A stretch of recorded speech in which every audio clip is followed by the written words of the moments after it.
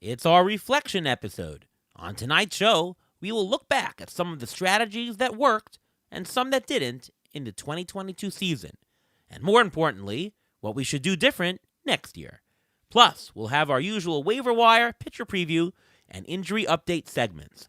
Patrick Davitt of Baseball HQ Radio joins us next on Beat the Shift.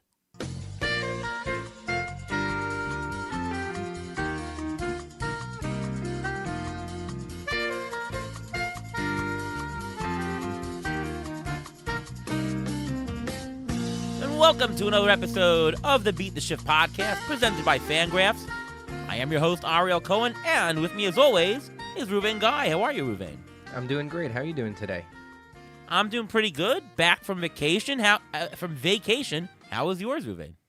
Mine was great. I actually went up to Syracuse and I got to watch the AAA Mets, or the Mets who used to be Mets, play for the Syracuse Mets, which was quite interesting, and it was actually fun to watch. And they lost to the Woo Sox because the Woo Sox have a couple of pretty good players.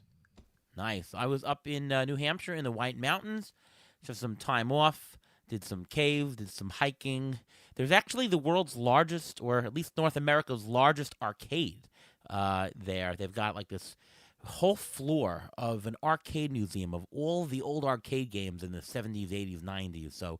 So much fun.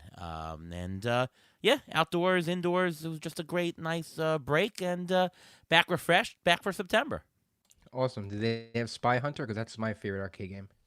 I don't remember playing that, but if it was there, they have it. I mean, they have all the old Pac-Mans that you can dream of.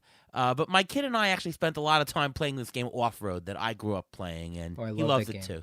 Yeah, with the red, blue, and the yellow cars, and the nitros. Yeah, that brings back a lot of memories and a lot of lost quarters. Well, we played like an hour and a half worth. Which was amazing, and they've got this, bowling and stuff like that, and mini golf and bumper cars and go karts. You name it, they have it. But a great trip. Glad to be back, and we've got a great show today. Want to welcome Patrick Davitt from BaseballHQ.com and Baseball HQ Radio. Welcome to the show once again, Patrick Davitt. How are you? Hi, Ariel. Hi, Ruvain. Great to be here. I'm really looking forward to talking with you guys again. Oh, likewise. Always a great pleasure having you on the show. Patrick does a fantastic job over at Baseball HQ and writing and the podcast, and glad to have you on ours. And so we jump right into it on the show here. And today we're going to have a little bit of a reflection. It's our reflection episode, and we're going to talk a little bit about what went right, what went wrong in 2022, what we could do next year, what we're thinking of improving, and so on and so forth. So let's just start with you, Patrick. Obviously, going into the year, you might have had a certain strategy, or maybe you focused on some players that you thought were undervalued or whatnot. What were some of the strategies that you thought before the season to do, and they turned out to be the right one? Well, in Tout American League, it's a single league format, of course, a rotisserie 5x5 with on-base percentage instead of batting average. I decided this year for the first time to use a spread the risk strategy in that league. So I had no player over $30, and I got better players throughout the lineup, which I thought was going to be important, or worth trying at least, to not have so many dead spots on the roster as the end game rolls around and all the players are gone. The player pool, especially on the hitting side in single league formats, as you know, is pretty dire. And so I figured this time I was going to not go after the Jose Ramirez's and Aaron Judges of the world, but instead try to spread my money around a little more evenly with a bunch of, 24, 20, 15 guys rather than $35, $40 guys. And I have to say, I think it worked pretty well. I managed to come out of the draft with a pretty solid team, I thought, but I just had a very, very tough start on the pitching side, mostly because I had two Toronto starters whom I got for $24-ish each, and that was Jose Barrios, who's turned out to be a real inconsistent guy, and Kevin Gausman, who started off looking like a Cy Young contender, then he got hurt, and all through the year, these two guys have just been getting killed by their teammates. Bad defense, errors all over the place, no run support. The bullpens are cost. I think Barrios, at one time I looked it up, he was the pitcher in the American League whose bullpen support had been the worst in the entire league as far as allowing inherited runners to score. His earned run average when I looked it up at that time was about 540. And if they had just stopped runners from scoring at the league average, his ERA would have been about 440. That's how much damage that the bullpen of Toronto was doing to Jose Barrios. But everything kind of started coming around a little bit, and I was in 10th place, 11th place for quite a while, and now I've climbed up to, I'm in a kind of a solid 8th, 7th kind of thing, and 4th place is within my sight. So I think there's a possibility that I could get that high. Certainly, I have aspirations to move up. I just made a fairly big trade at the deadline, and to address some opportunities in the categories. So yeah, I'm pretty excited about this team, even though I'm not going to win. But I'm excited anytime I have a team that's not doing well that I manage into a situation where they're doing better. So the spread the risk strategy is something I think I'm going to be looking at in the future as well for this league. I have a couple of comments, Patrick. So first of all, on Kevin Gausman, his his ERA is 3.14, which is fantastic this year. His BABIP 3.71. That is a tremendously high BABIP. Do you think that that is a product of being on Toronto? And if so, will that continue next year? I can't imagine 371 would continue, but do you think he'll still have an elevated BABIP next year? Here's the problem. The official scorer in Toronto simply will not call an error on Toronto's defensive players. If you look it up, I think that Bo Bichette has more errors than any shortstop in the American League. And I'll tell you, I've personally seen at least 10 errors that he made that were scored base hits, including where he just picks the ball up and throws it into the stands or throws it 15 feet short and 10 feet wide. It's ridiculous. And I'm sure that most of them happened on Kevin Gausman's watch. And the official scoring in Toronto is really poor. It's really poor across baseball, I think. But when so many what should be outs are not outs, that really is going to inflate the BABIP in an unfair way to Kevin Gausman, I think. And that's going to inflate his ERA as well. So Yes. Are you telling me that the issue is the official scorer? I mean, It's not the only issue, but Gausman is not giving up a lot of hard contact. He's actually pitching really well, and I can tell you from personal experience, I watch all my starter starts, especially here in Toronto because it's so easy to do. And I can tell you it's astonishing how many bad scoring calls there are that make the Blue Jays defense look better than it is. Fly balls dropped. We had an instance where a guy in center field, it was Raymond Tapia, gave up a easy fly ball that should have been caught that bounced all the way to the fence, and a bunch of guys circled the bases to score. I'm not saying the official scoring is the only thing, but I don't think it can be discounted as a factor in the somewhat elevated BABIPs of most of the Toronto pitchers. In fact, have higher BABIPs than you'd think. hey, Ruben, what do you think of this? If I'm the head of the Blue Jays and I want to retain pitchers, do I tell the official scorers to prop up the errors so that my pitcher's ERA will look bloated so that they'll have a harder time signing elsewhere? No, I highly doubt that, but I can see how they want to keep the errors down there. And listen, official scores can be very finicky when it comes to certain players and certain teams, and they can always be like what they call homers, and they want to make sure that the whole team looks better as opposed to just one or two players. But jumping into the Kevin Gausman discussion here, in the first half so far, in the 94 innings, he had an ERA of 2.87 and a batting average against of 2.76. He's got a 3.69 ERA in his last 46 innings with a batting average against of 2.72. So I don't know where that's exactly coming from. He's actually given up more home runs in the second half, which has nothing to do with errors. However, if there's an error in an inning, that's counted as a hit. And then he gives up a home run instead of being out of an inning. Yes, that can affect his ERA, and that can be a big issue as well. But I think it's also a matter of where he plays. He's playing in the American League East. Last year, he was playing in the National League West. Better pitchers, ballparks in general. Better team. He was on a better team. I mean, I'm not saying better team, but a more chance for wins just because they had better defense behind him. And I'm not saying that it's completely something having to do with the official score, but I wouldn't be 100% surprised about it. Interesting. Well, I mean, he's going to be in Toronto again next year, so you got to figure some of that luck bad luck goes away. But some of the underlying stuff being in Toronto does remain. The other comment I have, Patrick, is you did the spread the risk approach. It's funny. I don't normally target that when I do auctions, but I find that I gravitate towards it because I find that the bargains are doing it. You can get more aggregate value by doing some of that spread the risk, and especially in a mono league, you're going to be able to accumulate a lot more at bats and innings by doing that rather than going for the top player and filling with some scrubs. So I kind of agree with the strategy, and I find I do that because of a valuation standpoint. Yeah, I'm not surprised actually, because even in situations, if your valuation system shows a guy like, I don't know, Aaron Judge is a $30 player, and you think to yourself at draft, of course, he's a $50 player this year on the field because of all the home runs and how well he's playing. But guys like him and Jose Ramirez, the guy who drafted Jose Ramirez, who's winning the league, it's Doug Dennis of Baseball HQ, who adopted a very one-sided strategy, and it seems to be working.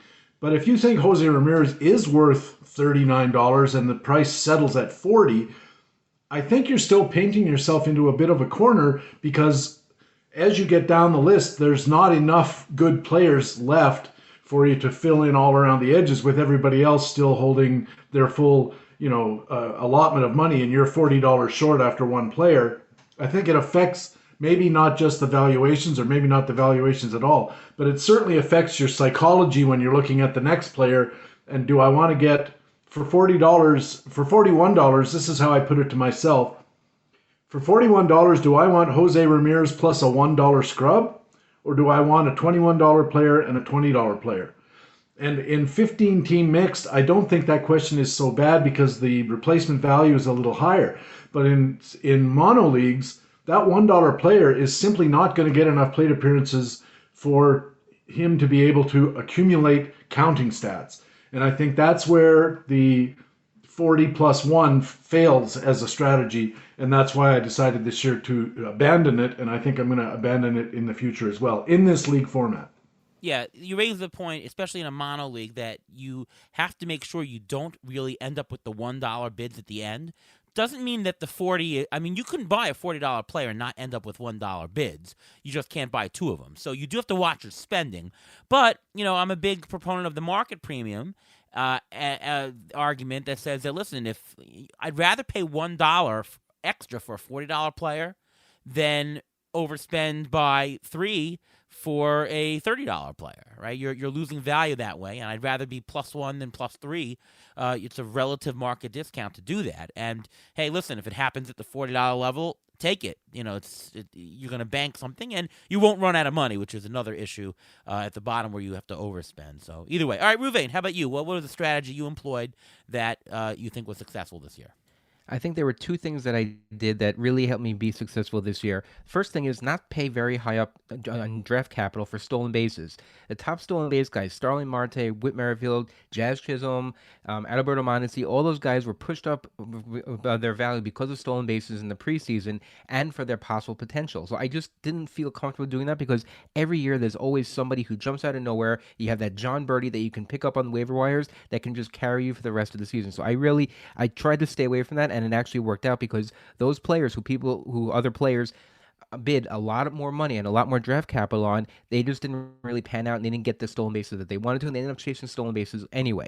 The second thing is I refused to pay top dollar for the closers, and I did not want to, I said this preseason, it's recorded on all our podcasts, I did not believe in that. The only top closers that really panned out was Edwin Diaz, Kenley Jansen to a certain extent, Emmanuel Clase, and maybe Jordan Romero a little bit. I mean, if you consider him one of the top ones, but everyone else, you got the saves, but look at their ERAs and look at their whips.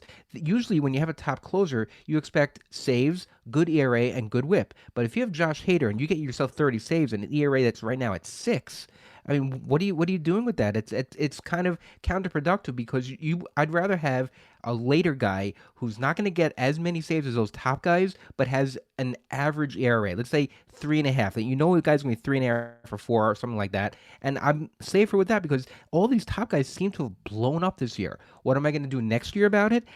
I don't see myself paying for stolen bases again next year, and I don't think I'm going to pay for top closers either, because unless I can get Edwin Diaz real cheap, I don't think I'm interested in anyone. Do you agree with that, Patrick, with those 2 points? Yeah, I think I kind of do, and I'm going to talk a little later about a strategy I may take in snake drafts, not in a mono league, about closers. I think the problem with the strategy, as Ruvain correctly identified, is that you spend heavily of your draft capital. There was guys going in the third round last year, and Hayter was the classic example that he just didn't pan out. And the problem, the additional problem, I'll say with the closer situation is it's not entirely a talent based thing. It heavily depends on the manager's proclivities. So you can be the best pitcher in the bullpen, but if you happen to be in Tampa or to a lesser extent Minnesota, but also in Seattle, then you might have the best pitcher in the bullpen, but that doesn't mean you're going to get the saves. And you have to be real careful about that. And I think we're going to see more of that in the future as more and more teams start going to the high leverage, let's get the 3, 4, 5 hitters out in the eighth, and we don't care about the save. And unfortunately, us as roto players, we do care about the saves, but Major League Baseball managers don't care what we think. They're trying to win games. And I think the valuation, the correct valuation, and the correct strategy for acquisition of closers is going to be a real conundrum for the next few years until situations start to shake out. I would like to have had Josh Hader this year, and I didn't get him for one reason or another. I got sniped in TGFBI, which is a snake draft. And of course, now I'm delighted with that fact because I wouldn't have I got a pretty good player in that round. And I'm glad I didn't waste the pick on Josh Hader, who looked like a solid lock for the longest time and turned out not to be. Well, I disagree with somewhat of that. As far as the steals go, I think that is true. I think that the premium paid by the market was not just. I think that there was no good locks anymore for the stolen bases. My biggest strategies were to target guys like Tommy Edman or Starling Marte. I thought those were going at reasonable prices. They were not overpays for the kind of production they gave. And I think that was fine. I did not see myself pushing up late talent, pushing up early talent. I just went for value early. Now, it was good to take some steals as you go, but I was comfortable taking like a Freddie Freeman who steals 10. And I think I was comfortable taking a guy who does 10, a guy who does 7, a guy who does 12. I was fine chipping in that way. I didn't really blow anybody out of the water in stolen bases in a league, but I got enough value. You know, I was, so if I'm in the middle of the category, sure, but I'll be better elsewhere. I didn't feel the need to pay for it, and I think overall it went out well. As far as the closers, I don't know. I kind of think that in the draft, all the guys late were busts. I think that anybody who threw a dart after, let's say, Gregory Soto, David Bednar was just a bust. And the probability of a hit was earlier, was on the top, was fine. The super elite guys were too expensive. Hendricks, Hader, the cost to roster them was a ridiculous third round. I saw no point in doing that. You're just passing up too much talent. But Diaz, Clase, Jordan Romano, Kenley Jansen, all those guys returned pretty much par value. And of course, since closers were at a premium, that's actually a nice bargain that you got. I think that the hit rate was pretty high on those established closers. Now, it's not going to work for everywhere. Obviously, if you hit the wrong guy, if you got Chapman, that was terrible. Knebel was good for a certain extent. Taylor Rogers was good until another hit. Rogers, Raisel Iglesias, he was okay for the first 2 months. It was a mixed bag. But I think that the better part of where you should hit in terms of getting hits was somewhere up top. Not the super elite, but the elite.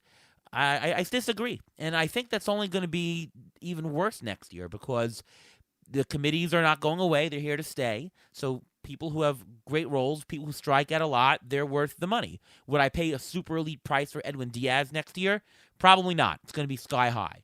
But the next better guys, I would, because I think you need that closer. It's a category.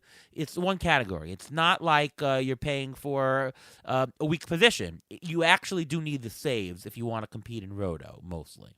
But this year may have been just an anomaly with the closers because of the fact of the lockout and not knowing who's going to play, we didn't know what was going on, who the closers were going to be. That's why there was an added premium. So this may have just been a 1 year thing where there was an added premium on the top closers. I think it may just go back to normal, and you can start seeing closers go off the board maybe fifth or sixth round, except for Edwin Diaz, who's going to go extremely expensive. Fair Well, point. I'll tell you what though. I was listening to an early draft champions draft that was going on the Pull Hitter podcast, and I had Rob DiPietro. I'm going to have him on Baseball HQ Radio this week, dropping on Friday. And I followed that draft, and Edwin Diaz went in the second round. How about that? And the rationale was, well, Rob took him and he said what he was trying to do was start an early closer run and nobody bit.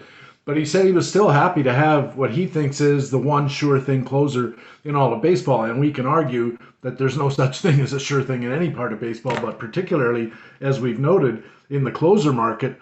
But I think that next year what we're going to see is even more closers going even higher in drafts.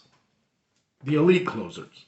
I mean, that's ridiculous. Second round, the profile risk. I mean, if he goes out and he gets injured, I mean, you're dropping to somebody who's terrible, and you're losing a second round pick. The probability of a collapse of a closer is always higher. I mean, it's just relief pitchers are fickle. Pitchers are fickle in general. It's Yeah.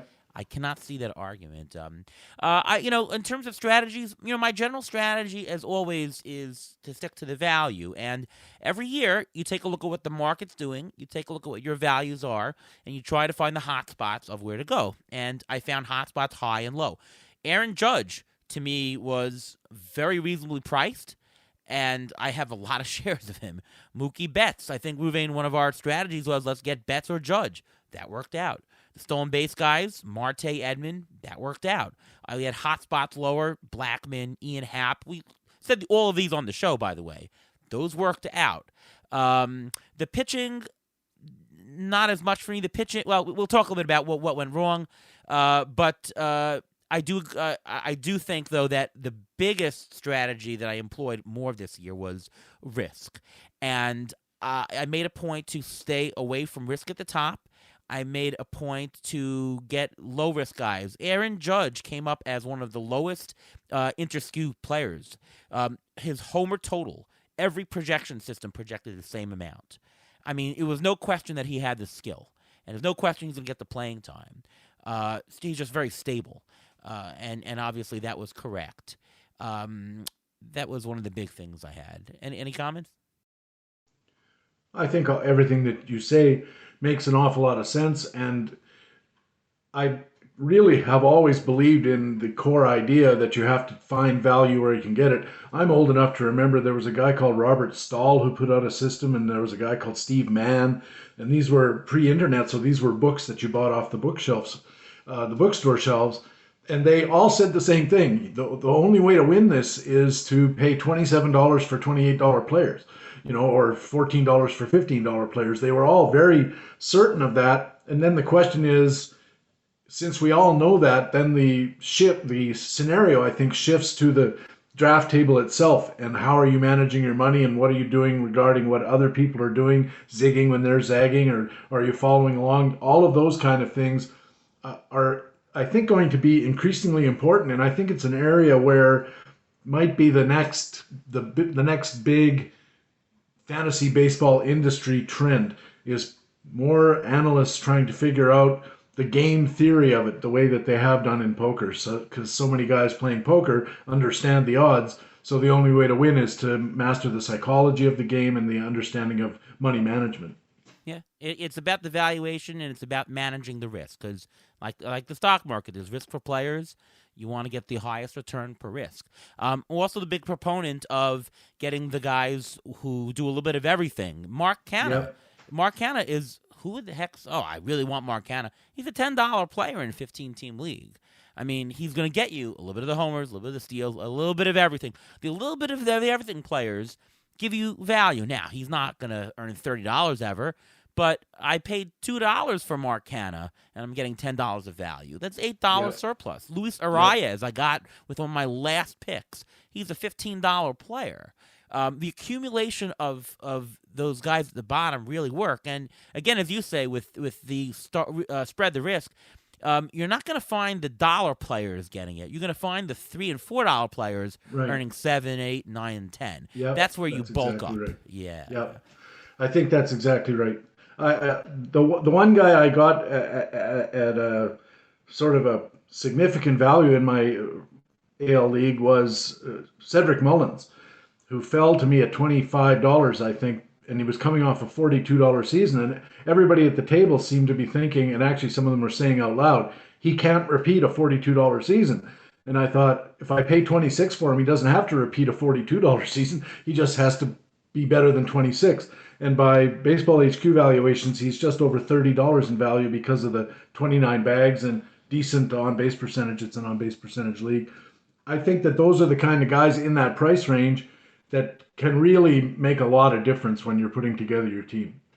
And Patrick, I want to double down on what you said about knowing the strategy and having books about strategy now about fantasy baseball, just to know the strategy of how to draft players, not knowing the players, because nowadays with social media, the era of having a sleeper, quote unquote sleeper, does not exist anymore. There are so many websites, there are so many places you can find about knowledge about every single player. There are no more sleeper players. The only untapped resource that fantasy players have now is strategy and know how to build their team.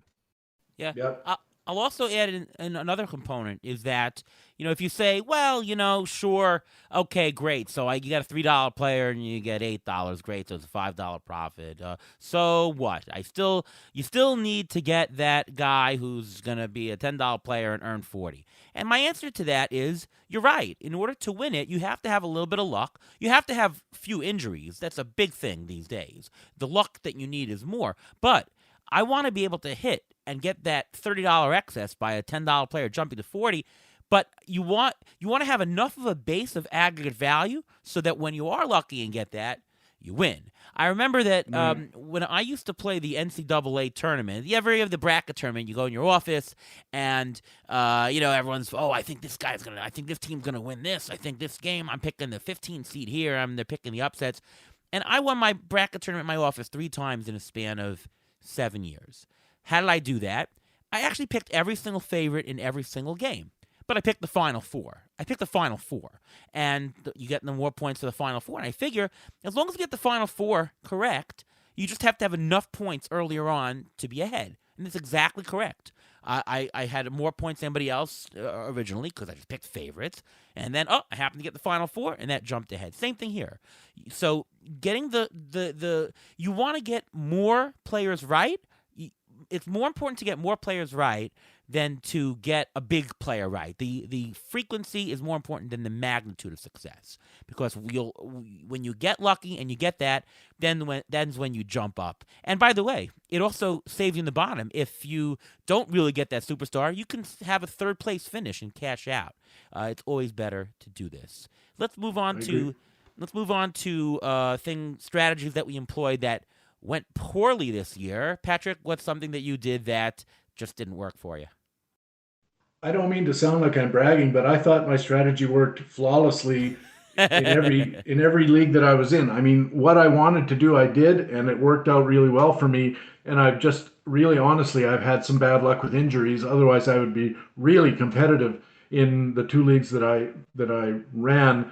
I also was in a best ball league that I had a different strategy for that, and I was doing really well until I got nailed by injuries there. So I think I like my strategies. I think, though, that there's a sort of a global strategy that we saw this year that did not go well, and that's the whole idea of pocket aces. I think that a lot of guys really rue the day that they decided to go starting pitcher at the top, because there was so much inconsistency among the so-called sure things at the top of the list.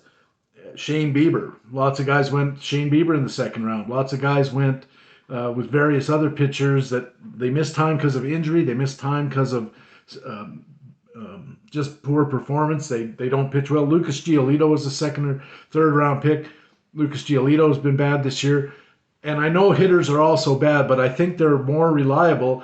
And so I think that we're going to see a retreat from the pocket aces strategy next year. And I would counsel anybody who's planning to play snake draft next year, don't be planning that a lot of your opponents are going to be doing pocket aces, because I think everybody learned their lesson, or a lot of people learned their lesson on that. Yeah, Ruvain, you can talk about the pocket aces. You did that in TGFBI, right? Yeah, I actually found that I've never done it before, and I did it this year. I got Garrett Cole. I had the number 5 pick in my, or I think it was number 5 or 6 in TGFBI, and I picked Garrett Cole at my first pick, which is not, it hasn't turned out that great. Yes, he's leading the league in strikeouts, but he's not the ace that I expected him to be. And when it came back to me, I was thinking about going hitter, but I saw Max Scherzer sitting there, and I couldn't not take it because I thought it was a good value. But the problem is, his good value there hampered me with my hitting, and I was never actually able to recover. Right now, I'm bouncing around between third and fifth place because my hitting isn't where I want it to be. So I don't think this is the first time and probably the last time I'm ever going to do pocket aces. I don't think I have any interest in doing that as well. But the one thing that I think really went wrong in what I did is I took on too much injury draft, and that's the injury draft capital. I picked a lot. Me and you, we had a lot of shares in Jacob deGrom. We didn't get as much playing time out of him as we thought we would. He may make up. He may give us his last push in the last month, but not enough to make up for what we missed and for the replacement value that we had. We picked a lot of players who were coming back. We had a lot of Ronald Acuna shares, and that didn't actually work out that well. I mean, he's doing okay, but I mean, he's still saying his knee's bothering him, so he's not even fully healthy. So I think the two main things that I really did wrong was trying to take too much risk in injury, and it just didn't work out. And I don't think I'm going to take that much risk to start out the season. I'd rather start with a bunch of healthy guys than a guy who's a question mark coming into the season. Yeah, the injury risk was a lot. I'm guilty of that as well, and performance risk to me was I was monitoring, and I did not monitor enough injury risk. And that's 100% a strategy I agree with. I want to go back though to the pocket aces, and I usually don't do this in the show, but I want to take account of players, and it goes like this: hitter versus pitcher, right? I want to go through some of the ADP, and you tell me if the guy was a hit or a bust for the year. And I want to do that with hitters versus pitchers. And let's just see what the rough percentage is. Again, this is not quantitative. We're just going to say hit or miss, yay or nay, and let's see what turns out. So, for example, for hitters, yay or nay, hit or bust, Trey Turner. That was a hit, right? Hit, yep. Okay. What about Jose Ramirez? Hit. Juan Soto? Hit. Vlad Guerrero? Semi-hit. 50-50 hit. We'll call it a hit because he retained half value, let's say. Bo Bichette, that was a bust. Bust, yeah. Shohei Ohtani, the hitter, that's a hit. Huge hit, yeah. Bryce Harper, hard to say because of injury. I'd say a bust because of injury. He's actually ranked almost the same right now as Ronald Acuna, his value at this point, which is crazy. Certainly not performance related, but it's that. Kyle Tucker, that's a hit. Yes. Right? Right. Mike Trout, I'd say bust because of injury, right? Yep. Rafael Devers is a hit. Yep. Let's do a few more. Mookie Betts, that's a hit. Acuna is a bust. Luis Robert, hit, right? Yes. Yeah, okay. Freddie Freeman, that's an obvious hit. What about Ozzy Albies? That's a bust because of injury. My second-round pick. Yeah, let's do 3 more. Next 3. Manny Machado, huge hit. Hit. Yes. Yep. Jordan Alvarez, hit. Tim Anderson. Yep. Bust probably because of injury. Yeah. Okay, so I've got 12 hits and I've got 6 misses. So, this is a 2/3 chance pretty much. Let's do the pitchers, all right? Here we go. Yep. Garrett Cole. Hit. For where he was taken, I don't think he was a hit. 50-50. Let's call him a hit because Patrick's the guest. Okay. Corbin Burns, that's a hit. DeGrom, that's a bust. Scherzer. Hit. Yeah, hit. Walker Buehler, it's a bust. Brandon Woodruff. Yeah, I don't think bust so. for the. I think you should have a category for 50-50 and give them half a credit for a hit. Shane Bieber. Bust. Julio Urias. Actually, a hit, I think. Hit, yeah. Okay. Giolito. Bust. Zach Wheeler, hit, I'd say. Yeah. Alcantara's a hit. Aaron Nola. also 50-50. Okay, let's call it a bust since we gave the other one credit. Two more. Robbie Ray. A bust for where he was taken, I think. More bust, I think. Yeah. And Freddie Peralta. Bust. Okay, Same thing. so we've got 6 hits and we've got 8 busts. So we're over 50% failure rate for pitchers, and we're 2/3 success rate for hitters. I mean, to me, if you want things that are going to do early, you're just draining half your value on the pitchers, whereas hitters, you're earning your value. I just can't see why you would take 2 pitchers, pocket aces. I mean, 1 pitcher, like maybe. Pocket aces, you're running the risk of having one of those bust for sure, right? 2 of them, you're doubling your odds. It's a bad tier, and it's a bad tier to drain value. So, again, this is not a quantitative analysis, but this is just showing you that, I did this to illustrate the fact that, just take a look at the successes and failures. Where do you want to play? I definitely want to play in that hitter tier.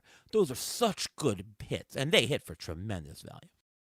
And one thing, and how many of those hitters were bust because of injury? A lot of the pitchers we said bust for was not because of injury, but just because they didn't perform to what we expected them to perform. That's true. Yeah, it does come from the injury, not from the performance. And yeah, you're going to have injuries anywhere up and down the scale, right? So you might as well have the successful performance as well. All right. I do want to talk about what we're going to alter for 2023 drafts. What strategy do you not perform this year that you say, you know what, I should be trying more of that? Patrick, we'll start with you. Well, in both the tout auction and in the TGFBI snake draft, I was too cautious or too unwilling to get any kind of borderline sure thing saves, and I ended up paying for it in both leagues. I thought I could cobble it together on the waiver wire because I've done that successfully in the past, but I think there used to be a bit more of an information advantage that would let you kind of grab that guy a week early because you knew what was coming. But as Ravane said earlier, on a different topic but the same general subject, is you just can't rely on being the only guy who knows that anymore. There are no sleeper closers either that you alone know about. And so I think I might lean a little more towards getting one of the established solid top tier closers a little earlier than I might ordinarily be comfortable with. I ordinarily start looking in the 6th or 7th round. I think I might bump that up 4th, 5th maybe. I'm not going to get Edwin Diaz, I know, because I'm sure he's still going to go. Guys like that are going to go. But I'm going to be a little more aggressive in pursuing closers, even though I said earlier, and I stand by it, I think closers are extra risky because of the manager decision aspect of their playing time. Yeah, I mean, I sort of echoed that earlier. I think that you just have to see what closer in that second tier, call it elite but not super elite tier, is going for a little bit later than everybody else, and in your particular draft, and that's who you go on, because I think that's a great spot to play in. Ravane, what about you? What's something that you want to change for next year?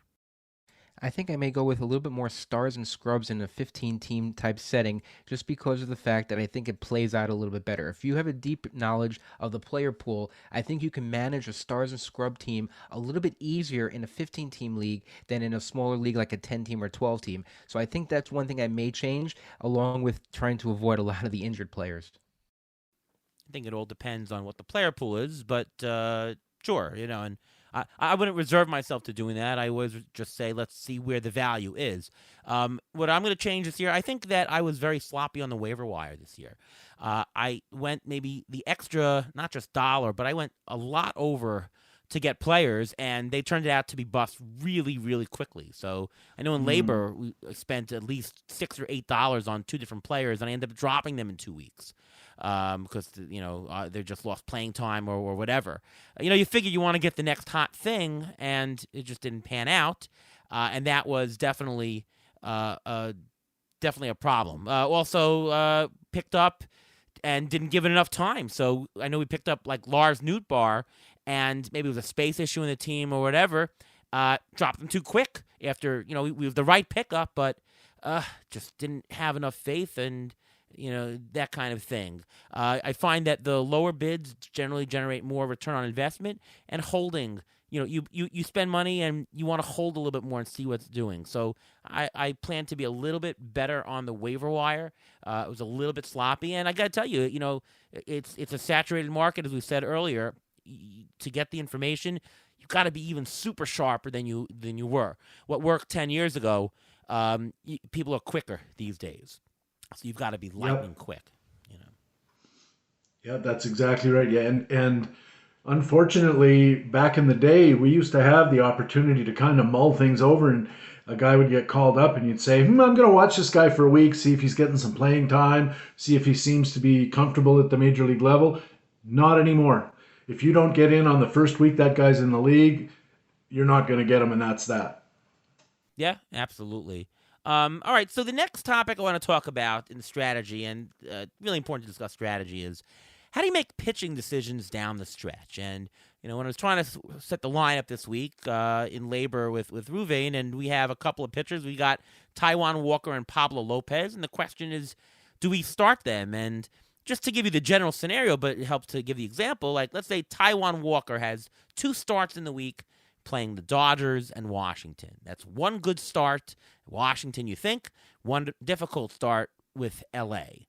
Whereas, how about Pablo Lopez? He had a week where he would start against the Dodgers and Atlanta. That's 2 tough starts. Now, it's always about your categories later in the year. Obviously, if you have an okay ERA lead, you could be more flexible on that. And if you really need the counting stats, you should push towards that.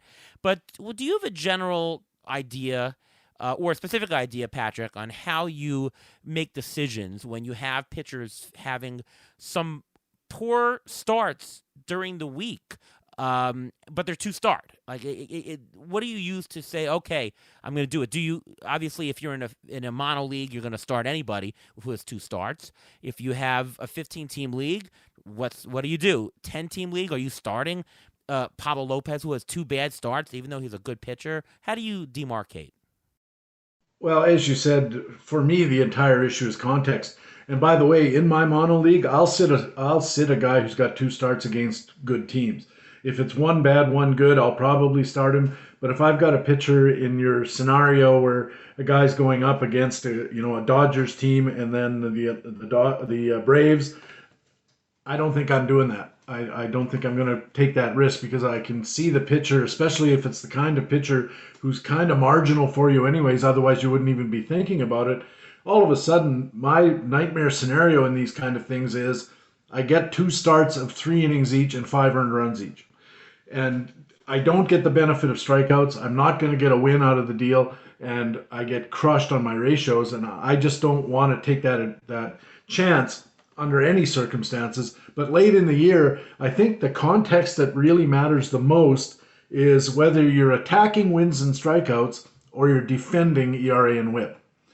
And if you're attacking, then you've got to attack. You've got to throw everybody out there. You start 8 guys, even if they're pitching in tough situations. In the off chance you're going to pick up some strikeouts, if you're protecting your ERA and WHIP, then you don't start anybody who's even remotely risky. Throw a middle reliever in there. You might luck into a vulture win. And in the meantime, you're protecting your ratios. For me, that's the whole thing. That's pretty much true throughout the year. But at this time of year, especially, I'm in a situation in my Tout Wars League where I'm like 0.02 away from picking up a couple of ERA points. I'm not throwing, James Kaprelian out there against anybody. I don't care if he's playing the Little League World Champions. Ruvain, you agree, and what are your thoughts? I think that it's at this time of the season, it's so hard to not throw a 2-star pitcher. I love throwing 2-star pitchers, but a lot of times during this part of the year, the 2-star pitcher doesn't necessarily get the 2 starts. Like you mentioned the Taijuan Walker situation, he's going to lose. He's actually lost his 2-start because they just announced that Carlos Carrasco is coming back on Sunday, so they're giving everyone an extra day. So the 2-star pitchers can be risky in the fact that, yes, you're gonna get the strikeouts. You have a chance of getting a win, but if you throw in the relievers, you can get a vulture win, and I really like that, and I really like having that option. it also depends on where you're ranking uh, um, in each category. If you're close to saves and you need to get a couple of saves to get more points, then I think that's more worth it to throw the reliever. But otherwise, I think the 2-star pitcher, I like them because you get the possible 2 starts, you get the strikeouts. They don't gomber you necessarily every single time, especially down the stretch. So I tend to lean toward the two. I know I'm talking in circles, but I tend to lean toward the 2-star pitcher as opposed to the closers. Yeah, I agree with both. Echoing, what Patrick said. Obviously, it's all about the categories at this point in the year. And just to remind our listeners that when you say it's about the categories, it's either where you're up or you're close. You're either where you're just ahead of somebody or just behind somebody, because you can lose points, right? It's about the marginal. Right.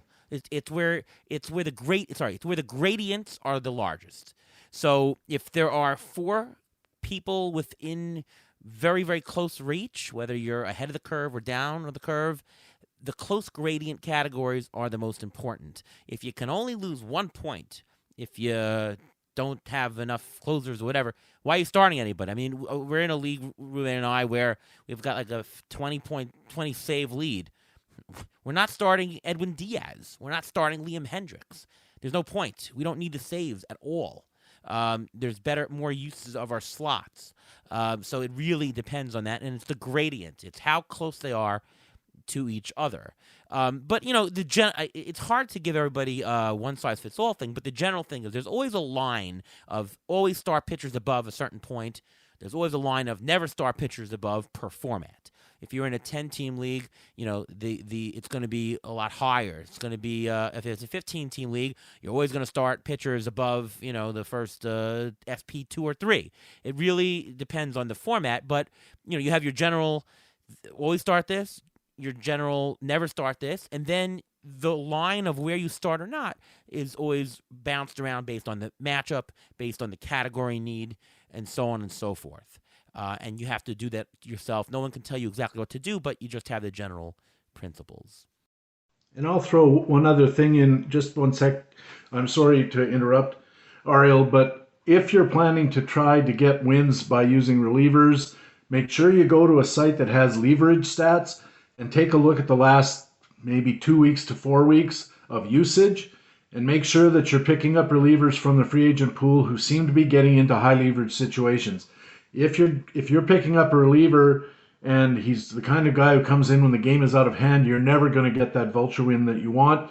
And not only that, but the highest leverage guys tend to be the best pitchers who have the lowest ERAs and ratios that will really help your team in a number of ways. So find a site that has leverage stats that are based on 2 to 4 previous weeks, or have some kind of time constraint, or allow you to choose a time frame, and make your reliever pitcher choices based on leverage, or at least make it part of your consideration set.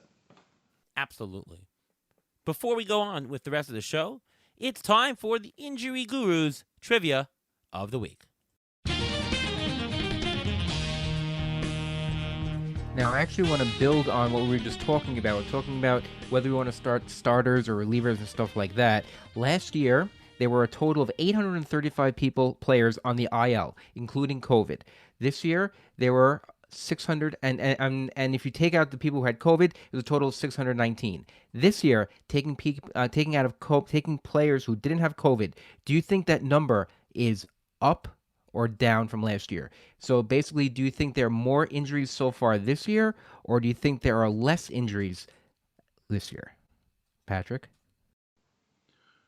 Well, just based on the general trend, I'm going to say more. Yeah, I would have thought more this year. The answer is actually less. If you take out COVID IL slots, 132 players were injured on average or put on the IL last year per month. This year, 106. So actually, there's almost a 20% decrease in IL stints this year. However, coming down the stretch, a whole bunch of top pitchers went on the IL. Shane McClanahan, Justin Verlander, and pitchers of their ilk. What happens, Patrick? This is a question for you. What happens when they come back? Are you playing them right away, even though they may only go 4 or 5 innings? You may not get a win out of them. Or are you going to use like a so-so starter and do that instead of playing a pitcher who may not go the innings needed to get a win. Well, so-so pitchers got a relatively reduced chance of getting a win anyways. I'll always start Shane McClanahan over any scrub that I have lying around on my roster that I'm picking up out of the free agent pool. He could go six, right? I mean, he could strike out the first 10 guys. It wouldn't be the first time he's done it. Well, I guess it probably would be, but you know what I mean. He could easily strike out 10 guys in the first 4 innings, and then he can coast through the fifth and be in position for a win. I think if you've got a star player in any kind of context, I think you're always better going with him, even if it appears like there might be some risk. Because I don't think that they would put him out there if they thought there was a genuine risk that he wasn't going to be able to perform well. I mean, if you told me that Justin Verlander, upon coming back, is only going to have 4 innings, would you play him or Kyle Bradish?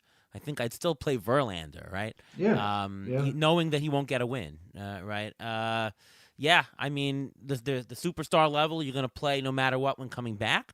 Other than that, I generally do try to wait a start. Want to see less about the innings, number of innings, more about, I don't know, maybe they're getting some rust out.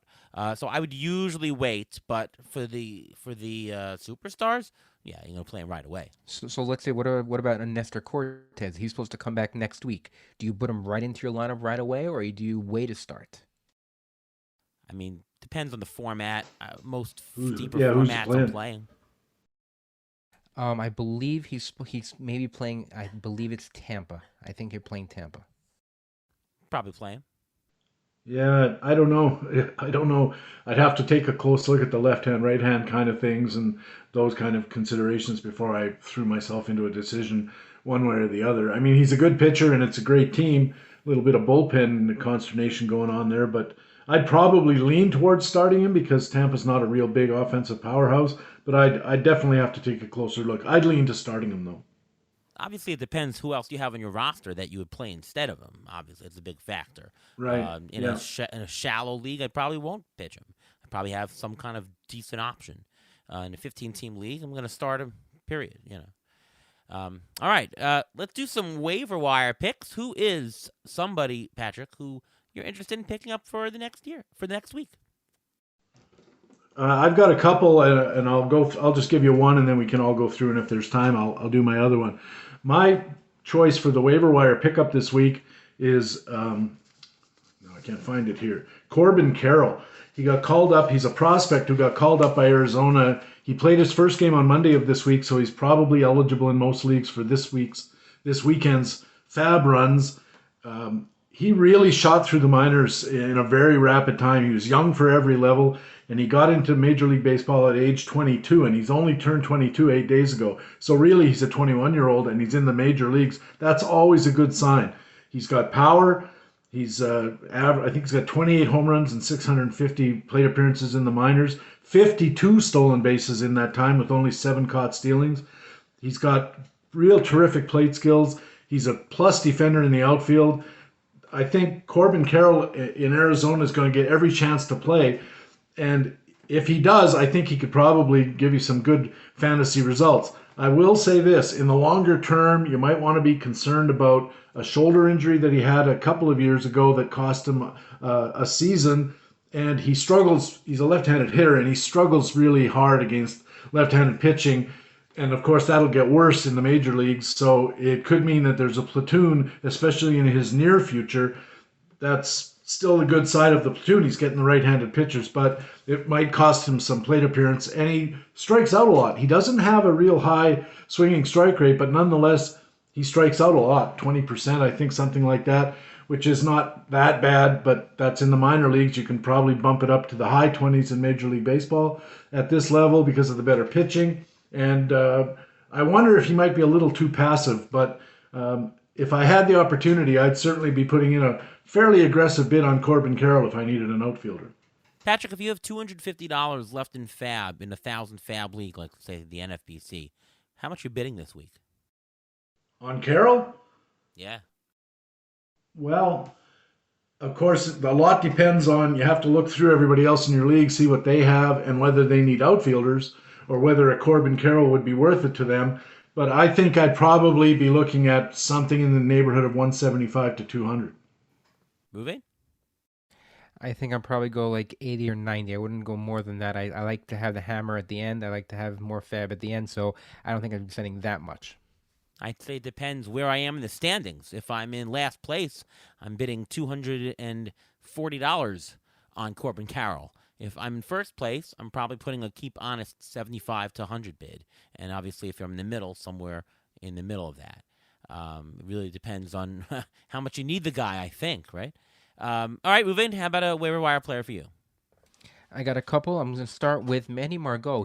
For some reason, he's only owned in 32% of CBS leagues. He just got off the IL. Brandon Lau is on the IL, so he's going to get more playing time. He's had a 301 average with 3 homers and 6 stolen bases, 28 runs in 60 games, and he's hitting 318 since he came back. He's been playing almost every day. If you need an outfielder, he's a definite. If he's available in your league, obviously he's a get. I think. Another guy who's been playing him a lot next couple days. Actually, the Yankees are playing the Rays 6 times out of the next 10 games, so they're going to get to know each other a little bit better now. Oswaldo Cabrera from the Yankees. I actually saw him play when I went to Mets Yankees. He actually threw someone out at home plate. I believe he threw Brett Beatty out at home plate at the game I was at. He's played 7 games in the outfield. He's eligible at second base, which means he may get eligibility in the outfield soon as well.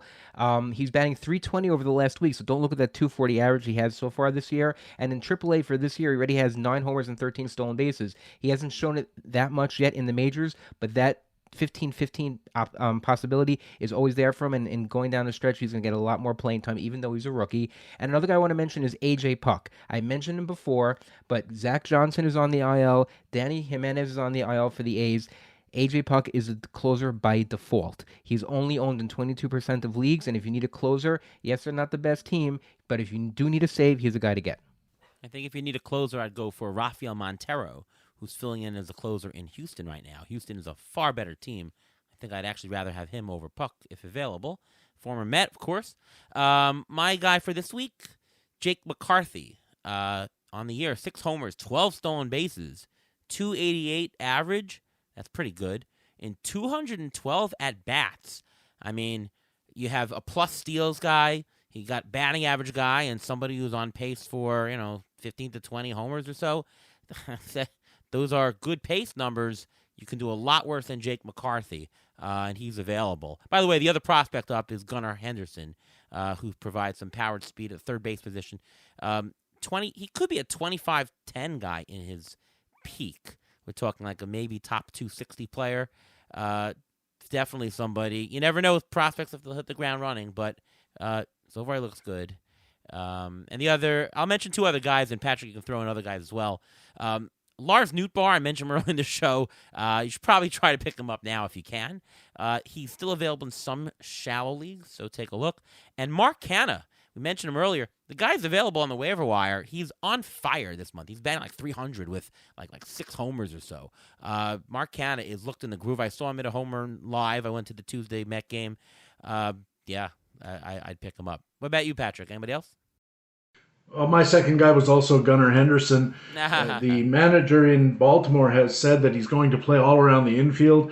I don't think that's true because the weakness in the Baltimore infield was at third base, and as you said, looks like he's going to play there. I don't think they want to sit Jorge Mateo, who's having a pretty good year despite a low batting average. He's been pretty productive in the counting stats.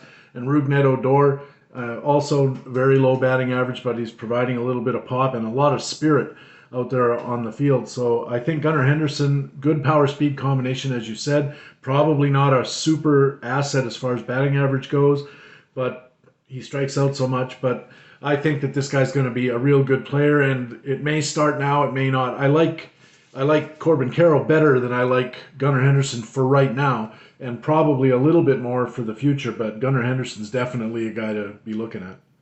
Time for the pitcher preview. Let's see who the Pirates are playing this week. All right, Patrick, who is a pitcher that you might want to pick up for this week? Well, I have to say that I was very confused when you started talking about Taijuan Walker having starts against Los Angeles and Washington or something, because Taijuan Walker is actually one of my picks. He's at Pittsburgh and at Miami, which looks to me like a pretty good pair of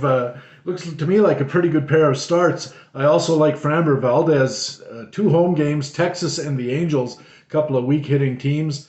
I also don't mind a couple of St. Louis guys. Jack Flaherty and Jose Quintana both get games at home against Washington and at Pittsburgh.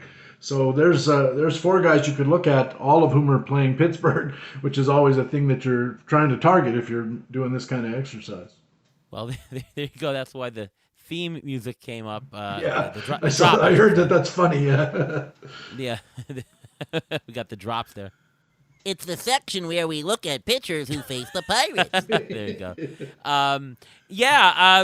By the way, you mentioned Taijuan Walker. We used that example earlier because originally he was on the schedule to pitch two games. I was using more of an example, but yeah, actually he's to start this coming week. Ruvain, who's a pitcher you'd like to pick up?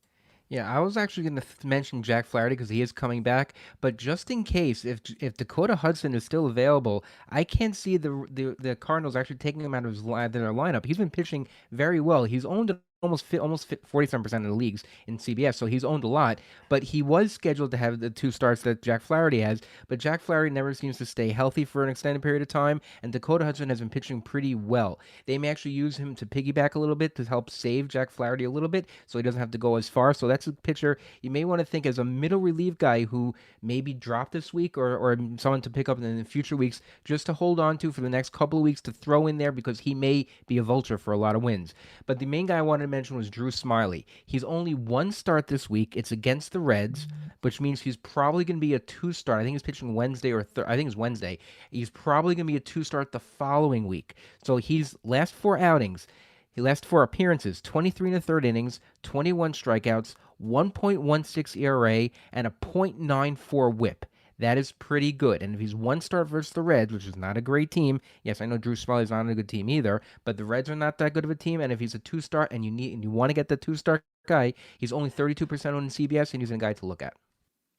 Yeah, I have a couple guys to talk about.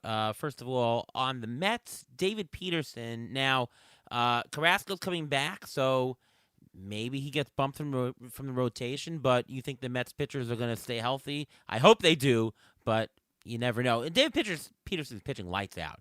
3.21 ERA, 7 wins on the season in just 89 innings, 104 strikeouts. He's got one of the best sliders out there for swing and miss. David Peterson's a good pitcher. Gotta think that he's going to factor in somewhere for innings for the Mets down the stretch. I can even see the Mets going 6-man rotation to keep DeGrom and Scherzer fresh. I can really see that. So, and the Mets have a really easy schedule in September. So, David Peterson, maybe if he doesn't start this week, I would just keep him around if you have the room. Justin Steele, he's playing versus Cincinnati, versus San Francisco. Then he's versus Colorado. So, bunch of decent good teams. 3.18 ERA. And by the way, since July 1st, it's a 1.46 ERA. And it's sort of legitimate. Maybe it's not 1.46 legitimate. It's maybe sub 3. He's got a 50% ground ball rate. Anytime you see that, that's a great sign. Nothing unlucky about his profile. The only issue is winning games. He's on the Cubs. Doesn't win a ton of games at all, but he's been decent. If you are looking for somebody serviceable that won't, somebody put in the deep league, it's probably for you. Trevor Rogers, he's still available in leagues. He was looking good in his rehab. Pick him up. He looks very good in his outing versus Tampa Bay. He's at Philadelphia this week, but then he's 2-start Texas and at Washington. So you kind of have to pick him up now. And the other pitcher I want to mention is Marco Gonzalez. He is a very streaky pitcher. He goes on torrid streaks, and then he gets roughed up. He has a career 4.05 ERA, and every year he seems to get to that. He's at 3.99 ERA this year. Doesn't have a lot of Ks, but he's actually increased his ground ball rate this year. He stays in the game a long time. He has actually 3 straight wins in the last 3 starts. He's won 5 out of his last 7 games that he's pitched. He's on a good streak. He has only 1 start this year of under 5 innings. And like I said, decisions. He's 10-12, so he stays in games. He is versus Chicago White Sox and versus Atlanta. Atlanta's not a great start, but it's 2 start, and if you need the wins, there you go. And then he's at L.A. Angels. So I'm always a big fan of Marco Gonzalez, and he's streaky. He's on a streak right now, so consider him. Anyone else have anything else to mention? I don't, but I'd like to challenge you guys with a trivia question of my own. This is something I talked about on Baseball HQ Radio in my extra innings commentary at the end of the show, and I'll phrase it differently than I did there. But Which relief pitcher has the most wins in the major leagues and has more wins than Aaron Nola, Max Scherzer, Corbin Burns, Joe Musgrove, Nestor Cortez, Adam Wainwright, Brandon Woodruff, Corey Kluber, or Nick Pivetta? He's outwon them all. It's the guy on Toronto. Yes. You talking about Adam Simber? Adam Simber is the right answer. Yep. There you go. Adam Simber. He's always on the top of the list of pitchers to pick up, and I just don't want to get him just for his wins. That's the only reason I would actually pick him up. Crazy. Yeah, he's pretty inconsistent. I had him on my roster in tout, and I think I got 6 or 7 wins for a while. He was leading my team in wins before I dropped him because his ratios were not that great, and there's no strikeouts at all. But yeah, there's wins to be had out there if you're interested. Ryan Helsley of St. Louis has 9 wins this year. Unbelievable. Yeah. Sometimes you always have that one odd reliever. Was it Trevor May a couple of years ago? Had like 9 or 10 wins. Yeah, and a couple of years ago, I think Jerry's Familiar led the Mets team in wins a couple of years ago, which is crazy. Also, it's crazy. It is. The first time I ever won a league, the reason I won was a guy named Arthur Rhodes. I don't know if you remember him. He pitched for Baltimore and Seattle, and he had 10 wins for Seattle and like an 0.90 ERA and an 0.70 WHIP or something like that in a lot of innings because he pitched a lot of innings. So I have fond memories of some middle relievers who really came through in the crunch. All right, Ruvain, time for your injury report. Let's see who's hurt. Well, first of all, I'm going to mention the pitchers I just mentioned before. Shane McClanahan, he was placed on the IL with shoulder impingement, confirmed on MRI. He's scheduled to have a cortisone injection, and the Rays manager Kevin Cash said it is possible for him to return after a minimum stay on the IL, depending on how he responds to the injection. We'll see how that goes. Tony Gonsolin was placed on the IL with a right forearm strain. Dodgers manager Dave Roberts said he expects Gonsolin to only miss 2 starts. He said that Gonsolin felt some tightness coming out of his most recent start, so they placed him on the IL out of the abundance of caution. I actually think that Durant did that just to check his innings, just so he doesn't have too many innings going into the playoffs. Yeah. Francisco Alvarez, a catcher for the Mets, who was always thought to be brought up, he may not be done for the season after all. People thought that he was going to be out because he needed right ankle surgery. He also had an injection, and they're trying to avoid surgery at this point, so he still may come back, but I don't think he's going to get much playing time in the majors. So if you're in a keeper league, hold on to him. He'll be fine for next year, but I don't think you can get any value out of him this year. Justin Verlander placed on the IL with a right calf strain. MRI revealed calf fascial disruption, but no muscle fiber disruption, which means that it's not that bad. In English terms, that means it's not that bad. There's no timeline for his return, but I think they do also just want to rest him, make sure he's ready for the playoffs, because there's really no reason to have him. And another guy who I was actually thinking about mentioning in the waiver wire was Eduardo Escobar, because Brett Beatty was placed on the IL with a thumb injury. He actually tore his UCL in his thumb. He needs surgery. He's done basically for the year for 5 weeks, which means that because Luis Guillorme is still on the IL, Eduardo Escobar will now be the full-time third baseman for the Mets in that lineup, playing against an easy schedule. He's only 44% owned in CBS, so if he's available in your league, take a look. He may be, because he's only batting .218, but he's going to get significant playing time down the stretch.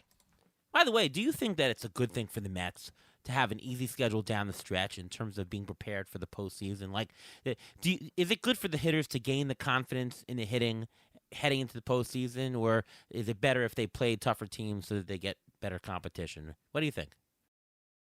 I think it's better for them to get as many wins under their belt and get that first round bye as much as possible. They're trying to stave off the Braves, and the Mets haven't collapsed. That's the whole thing in New York, how the Yankees are collapsing and the Mets are not collapsing. Just the Braves are really, really good. With the Braves breathing down their neck, the Mets just won 2 out of 3 against the Dodgers. 2 out of 3 against the Dodgers.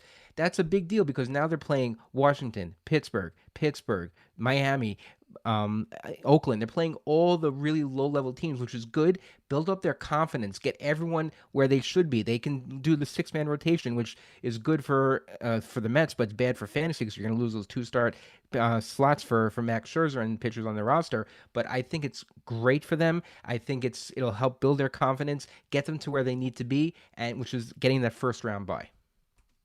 I think Scherzer might be the kind of guy who'll throw his weight around and say, "You're not skipping my turn in the rotation," and he'll probably get away with it because they're paying him like $1 bazillion. But to answer Ariel's question, I think that it's good for the Mets to have a lot of weak sisters that they can play. Their second string guys, mix them in, make sure they get ready and have some field experience in case of injury during the early rounds of the playoffs or during the playoffs in general.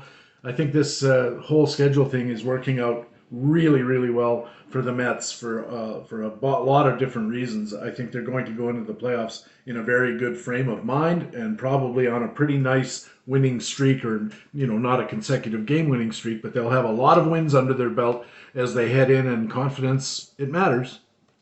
Yeah, the Mets have not had a 15-game streak, a 15-game stretch this year where they've lost more than 8 games. I think their worst stretch this year of 15, they were 7-8. Incredible consistency for the Mets. All right, well, that's the end of our show. I want to thank Patrick Davitt for coming on the program. Patrick is a fantastic writer and podcaster. I enjoy being on his show and really enjoy having you on our show. So thanks for coming, Patrick. Oh, it's always a pleasure. It's so much fun to talk with you guys. It's so much to learn when I talk to you guys. It's a real treat for me. I listen to the podcast every time it comes out, and then to be part of it is just it's a thrill and an honor. So thank you very much for having me. Oh, fantastic. And likewise, by the way. Ruvain, what about you? You can follow me on Twitter at MLB Injury Guru, where I continue to tweet out injuries through the rest of the season. You can still catch my weekly article on Rotoballer, which comes out to help you know who's injured, when they're coming back, who's taking their place, and everything like that to help you hopefully win your fantasy leagues. And I'm Ariel Cohen. I write for Fangraphs, Rotoballer, the ATC projections, and of course, Twitter at ATCNY. And of course, you can listen to me right here on the Beat the Shift podcast presented by Fangraphs. All right, well, season coming to a close. Ruben and I will probably do a couple of shorter shows just for some waiver wire and stuff, and of course, we'll wrap everything up towards the end of the month as we get set going into 2023 off season, which is right around the corner there. But of course, stick with us and go pound those fantasy leagues that you're in. Every little thing you do can propel you, and it's not too late. We got 5 weeks left or so. It's not too late. You can overcome points. Obviously, if you're in last place out by 100 points, it's something else. But if you're down by 15, you never know. Go for it. All right. Once again, thanks again to Patrick Davitt for joining the show, and from all of us here at Beat the Shift. We'll see you next time.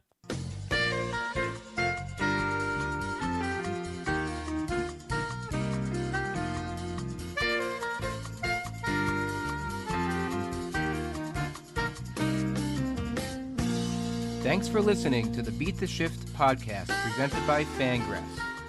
Follow us on Twitter at beat_shift_pod.